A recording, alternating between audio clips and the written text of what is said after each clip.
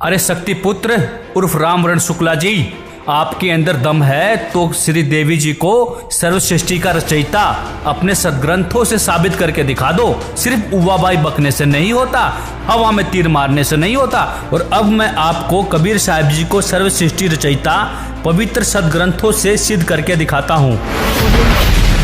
नमस्कार दोस्तों, सच बनाम झूठ प्रोग्राम में आपका स्वागत है। दोस्तों, आज हम आपके सामने एक ऐसे बाबा की सच्चाई से रूबरू करवाएंगे जो सदग्रंथों की ABCD तक नहीं जानता है, जो अपने आप को शक्ति पुत्र कहलवाता है और देवी को सृष्टि रचयिता बताता है और कबीर साहब को एक साधारण संत कहता है, जबकि हमारे पवित्र सदग्रंथों में देवी का रचयिता होने का कहीं भी प्रमाण नहीं मिलता है। आज हम इस बात पर विवेचन करेंगे जिससे हमें सही ज्ञान और पूर्ण परमेश्वर की वास्तविकता का पता लगेगा।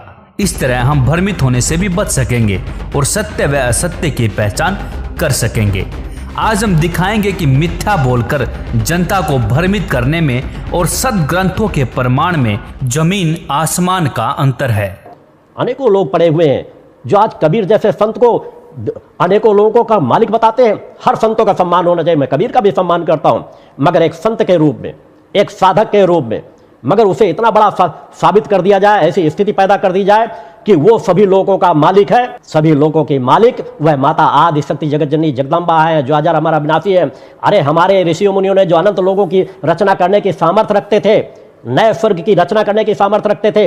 अरे बाबा जी जरा ठहरो, अभी प्रमाणित करते हैं सभी लोगों का मालिक कौन है। वाक शक्ति जिनमें थी, अलौकिक क्षमताएं जिनमें थी, जो एक लोक से दूसरे लोक में सशरीर विचरण करते थे, उन्होंने भी अपने आप को कभी सर्वशक्तिमान सत्ता नहीं कहा।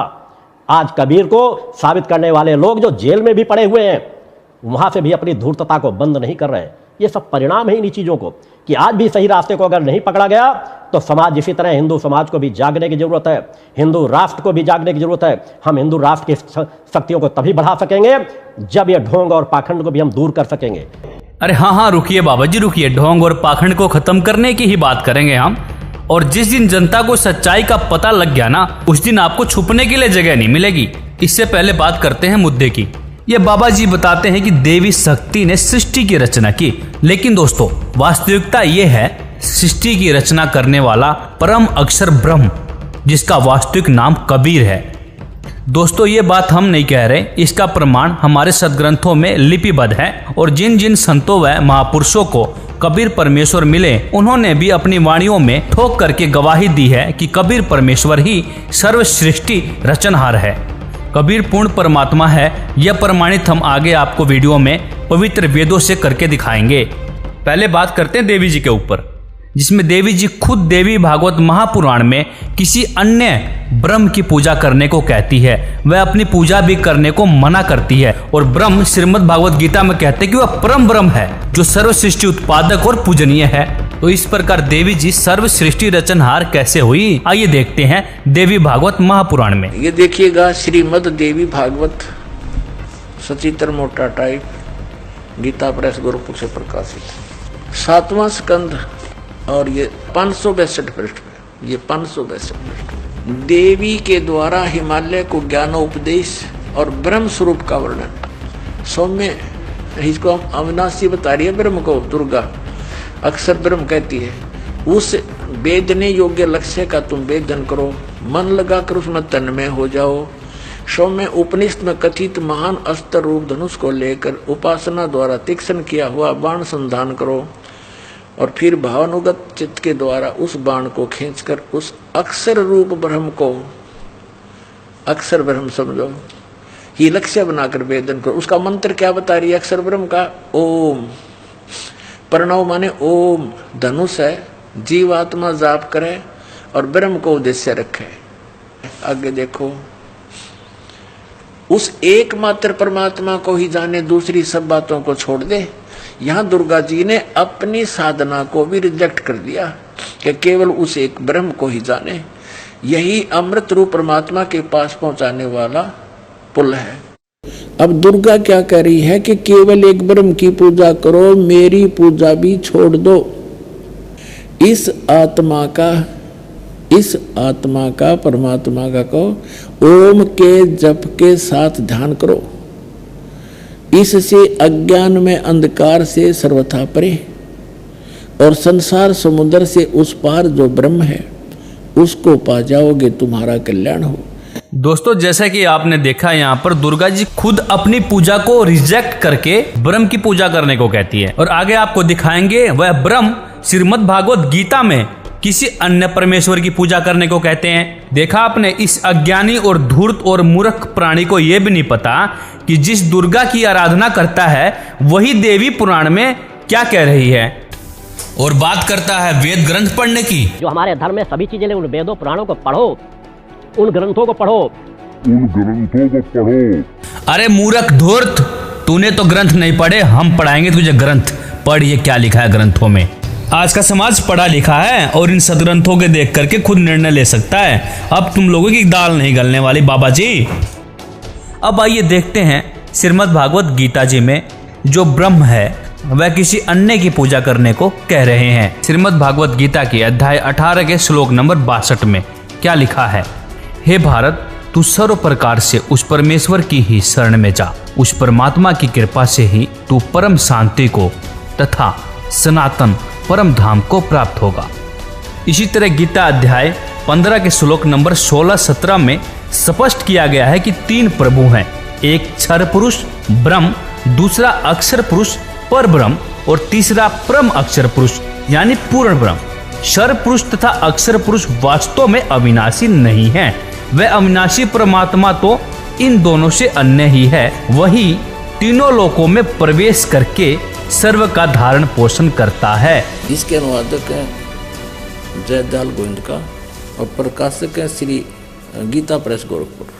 15वें अध्याय और श्लोक नंबर 16 यहाँ पर है। इसमें 2 परमात्मा, 2 प्रभु, 2 ब्रह्म लिखे हैं। द्वौ इमौ पुरुषो लोके सर च अक्षर है एव च सर सर्वाणी भूतानि कुटस्थ अक्षर उच्यते। इस सर पुरुष और अक्षर पुरुष के लोकों को पृथ्वी वाला लोक बोलते हैं। इस लोक में सरपुरुष इसको यहाँ और यहाँ दोनों जगह लगा लेंगे। सरपुरुष और अक्षर पुरुष ये 2 ब्रह्म हैं, 2 भगवान हैं, 2 प्रभु हैं, और इन दोनों के लोकों में सभी प्राणियों के स्थूल शरीर तो नाशवान है, सर है, और जीवात्मा अविनाशी कहते हैं। या इन्हीं के अनुवाद में इस संसार में नाशवान और अविनाशी भी 2 प्रकार के पुरुष माने प्रभु हैं। पुरुष माने प्रभु हैं, 2 स्वामी हैं। 2, एक सरपुरुष को हो, दूसरे को अक्षर पुरुष को हो। इन्होंने अविनाशी पुरुष लिख दिया अक्षर पुरुष को, और सर पुरुष को नाशवान कर दिया। नाशवान ये भी अविनाशी, ये भी नाशवान ही है, लेकिन इसको कैसे सिद्ध करेंगे आगे बताएंगे।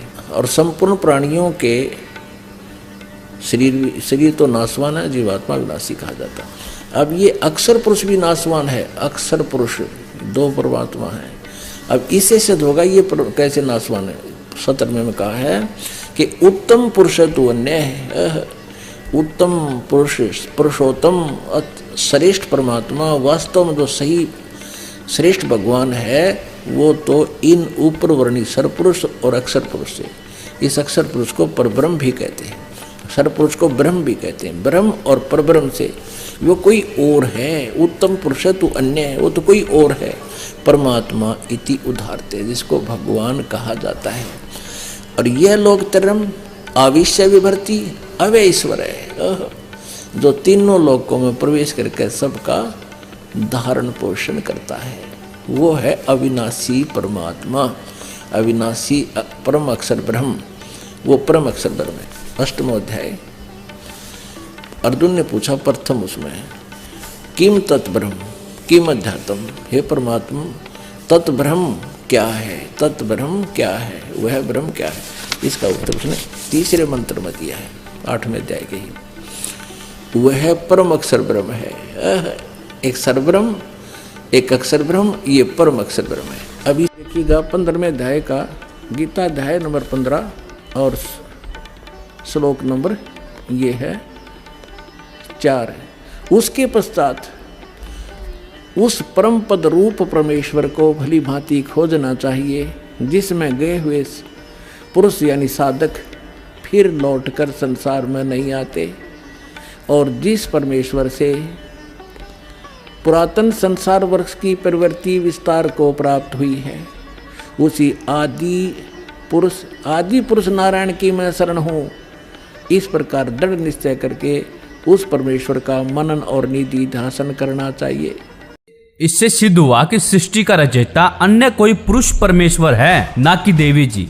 देवी जी का तो हमारे सदग्रंथों में सृष्टि रचयिता होने का कहीं प्रमाण ही नहीं मिलता है। यहाँ पर तो परम अक्षर पुरुष को कहा गया है, ना कि देवी जी को। दोस्तों, जैसे कि आपने देखा, देवी जी ब्रह्म की पूजा करने को कहती है। फिर गीता जी 18:62 में आपने देखा कि जो ब्रह्म है वह किसी अन्य परमेश्वर की शरण में जाकर पूजा करने को कहते हैं। तो आइए वेदों से प्रमाणित करते हैं कि वह परमेश्वर कौन है जिसने सृष्टि की रचना करी, जो पूजा के योग्य है, और उस परमेश्वर का क्या नाम है और वह कहाँ रहता है, और किस प्रकार से इस धरा पर आकर के अच्छी आत्माओं या दृढ़ भक्तों को मिलता है। तो आइए सबसे पहले आपको कबीर साहब का सृष्टि रचयिता होने का प्रमाण अथर्ववेद कांड नंबर 4 अनुवाक नंबर 1 के मंत्र नंबर 7 में दिखाते हैं। जो अचल अर्थात अविनाशी जगत पिता, भक्तों का वास्तविक साथी अर्थात आत्मा का आधार, सबसे बड़ा स्वामी ज्ञान दाता जगत गुरु तथा विनम्र पुजारी अर्थात विधिवत साधक को सुरक्षा के साथ जो सतलोक जा चुके हैं, उनको सतलोक ले जाने वाला, सर्व ब्रह्मांडों को रचने वाला, काल की तरह धोखा ना देने वाला अर्थात सभी गुणों वाला, ज्यों का त्यों अर्थात कबीर देव है।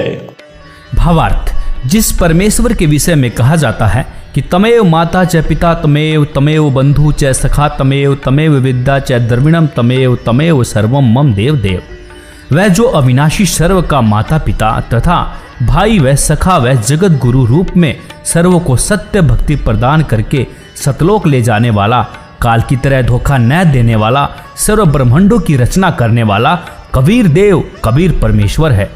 अब आपको यजुर्वेद अध्याय 29 का मंत्र नंबर 25 दिखाते हैं। आज अर्थात वर्तमान में शरीर रूप महल में दुराचार पूर्वक झूठी पूजा में लीन मननशील व्यक्तियों को लगाई हुई आग अर्थात शास्त्र विधि रहित वर्तमान पूजा जो हानिकारक होती है, अग्नि जलाकर भस्म कर देती है।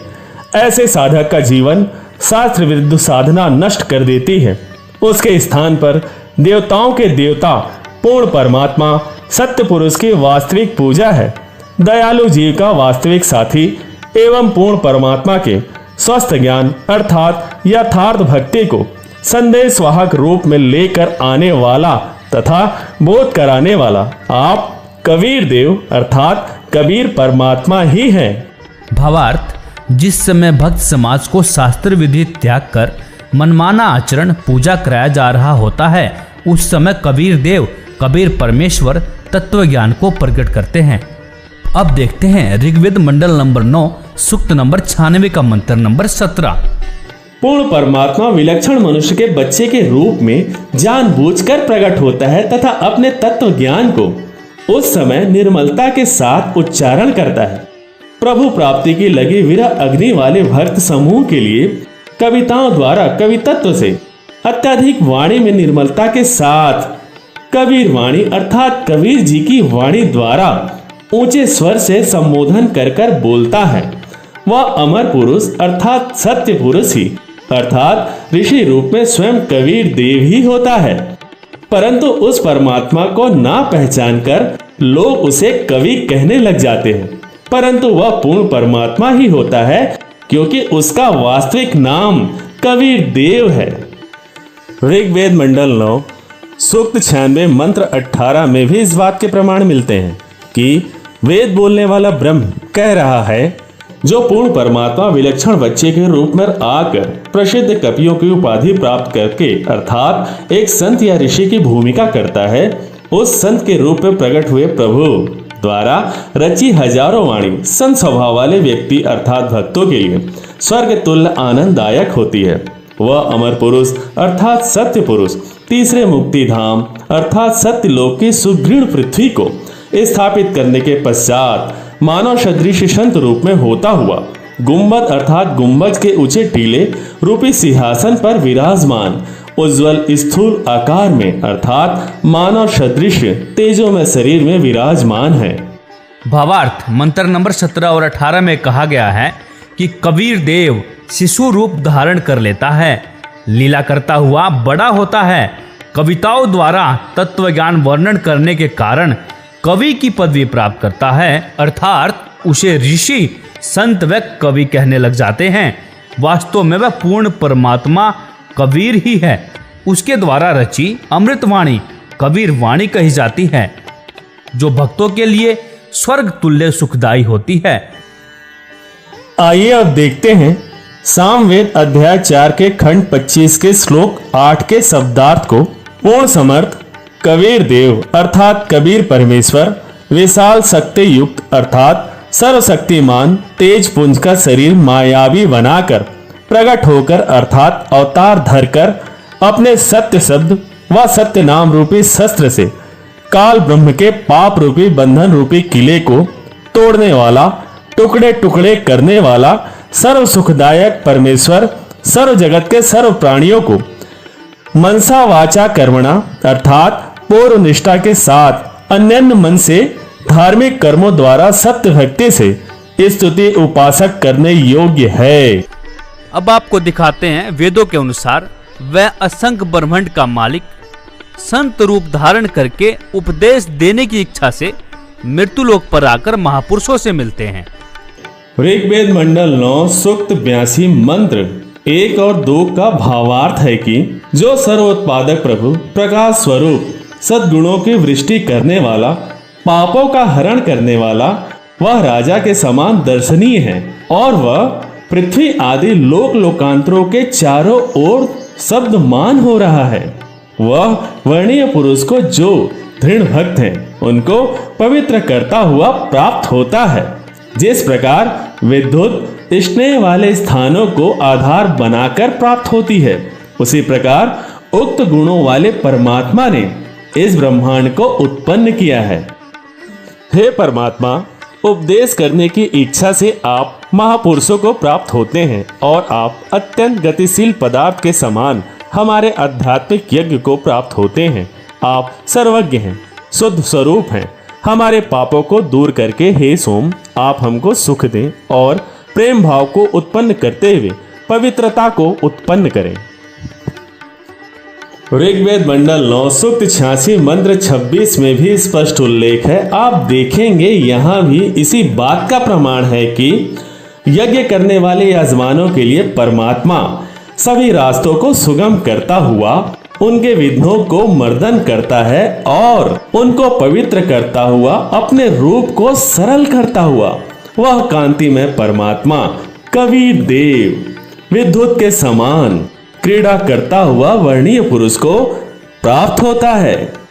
यहाँ एक विशेष बात ध्यान देने योग्य है कि कांति में परमात्मा कबीर है। कवि का अर्थ यहाँ सर्वज्ञ किया गया है। आप खुद समझदार हैं। मूल संस्कृत में साफ लिखा हुआ है कबीर, और कवि का अर्थ सर्वज्ञ हो ही नहीं सकता।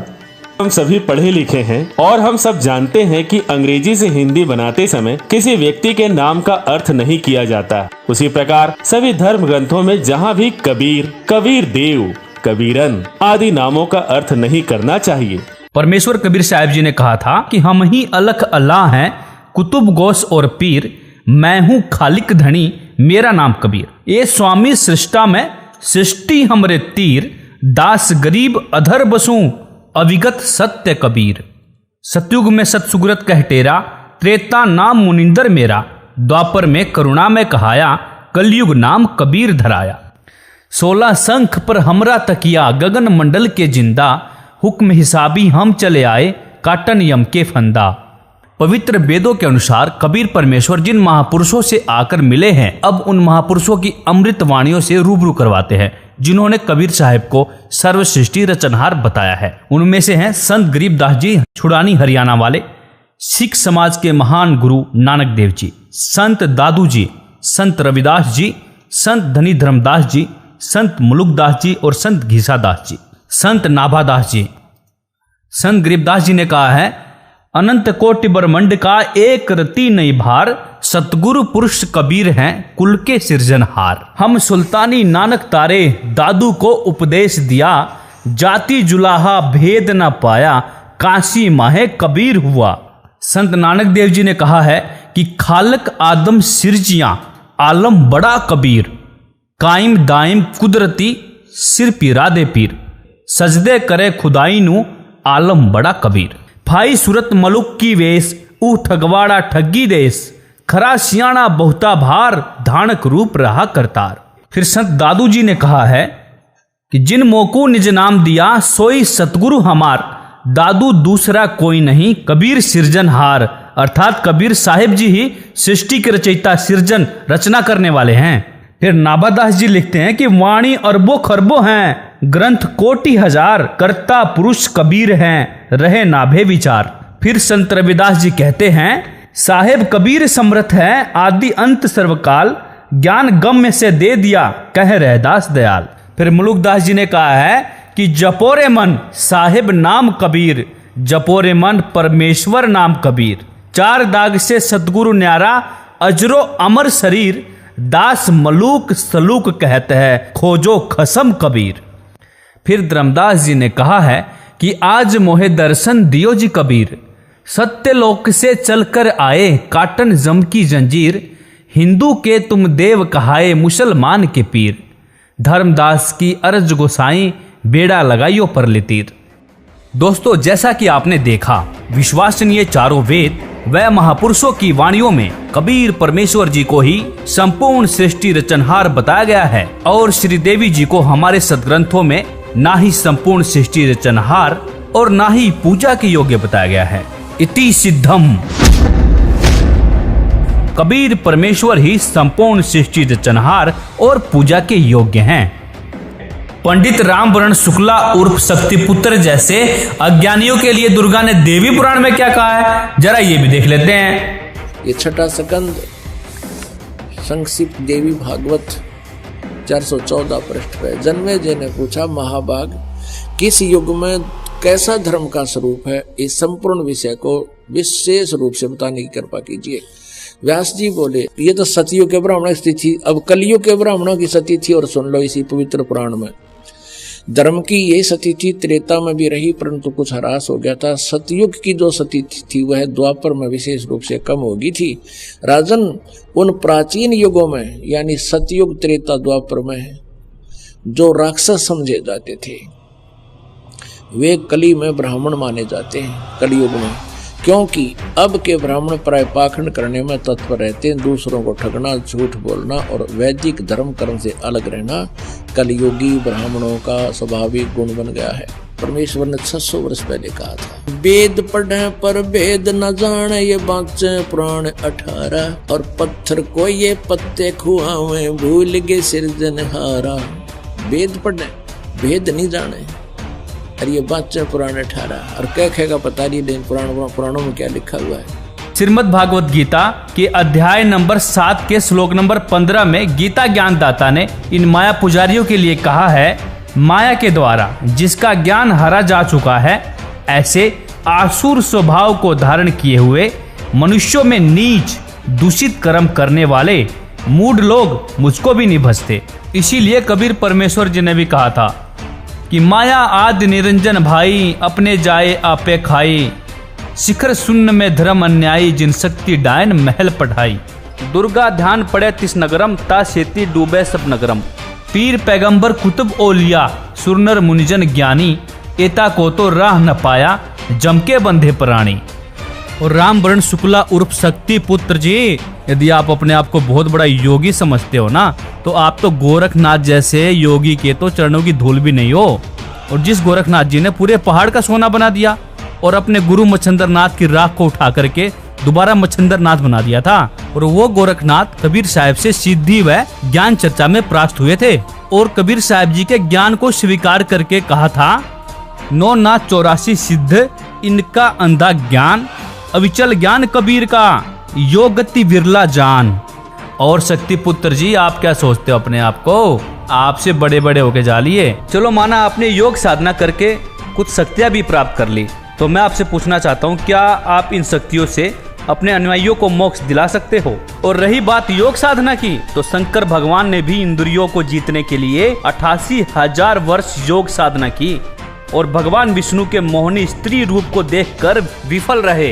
इन तपस्वी और योगियों के लिए कबीर साहब जी ने कहा है कि सतगुरु संगत छाड़ के लाख वर्ष तपकीन, इंद्री कर्म न मोक्ष होए काल के अधीन। अर्थात लाखों वर्ष तपस्या करने के बावजूद भी यदि सत्य साधना शास्त्र अनुकूल भक्ति नहीं मिली, काल के जाल में ही रह गए।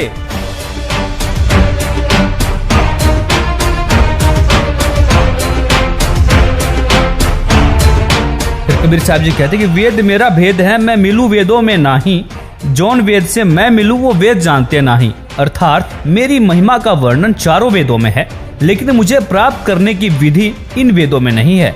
इसलिए वेदों के अंत में भी लिखा है कि ना इति ना इति, अर्थात ये ज्ञान भी पूर्ण नहीं है। इसके लिए किसी तत्वदर्शी संत की खोज करो, वो आपको परमेश्वर प्राप्ति की सही विधि बताएंगे। और जो आज के समय में सही शास्त्र अनुकूल साधना सिर्फ और सिर्फ तत्वदर्शी संत रामपाल जी के पास ही है। तो दोस्तों, कोई समझाए, कोई दिखाए इस बाबा जी को कि हमारे सदग्रंथ क्या कह रहे हैं। क्यों भोली जनता को पीछे लगा करके गुमराह कर रहे हो, इनके अनमोल जीवन के साथ खिलवाड़ कर रहे हो। अरे ऐसे गुरुओं के बारे में तो संत कबीर जी कहते हैं कि झूठे गुरु को लिखकर लावे, घर से काट घसीटे, और इनके पीटे पाप नहीं रे, इनको निश्चय पीटे।